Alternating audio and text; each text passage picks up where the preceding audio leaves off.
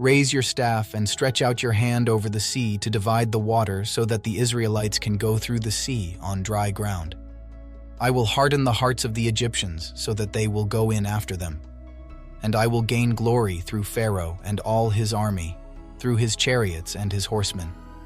The Egyptians will know that I am the Lord when I gain glory through Pharaoh, his chariots, and his horsemen." Then the angel of God, who had been traveling in front of Israel's army, withdrew and went behind them. The pillar of cloud also moved from in front and stood behind them, coming between the armies of Egypt and Israel.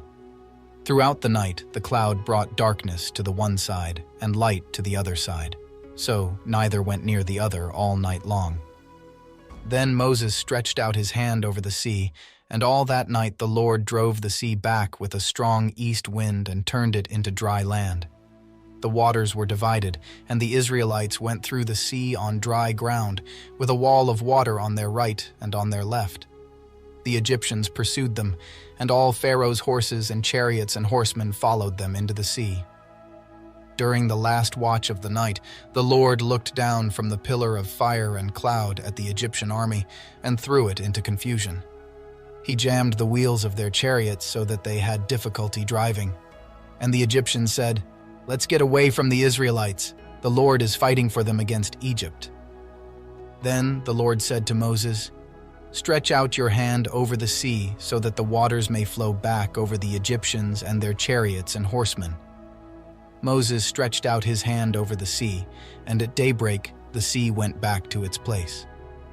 The Egyptians were fleeing toward it, and the Lord swept them into the sea. The water flowed back and covered the chariots and horsemen, the entire army of Pharaoh that had followed the Israelites into the sea. Not one of them survived, but the Israelites went through the sea on dry ground, with a wall of water on their right and on their left. That day the Lord saved Israel from the hands of the Egyptians, and Israel saw the Egyptians lying dead on the shore. And when the Israelites saw the mighty hand of the Lord displayed against the Egyptians, the people feared the Lord and put their trust in him and in Moses, his servant,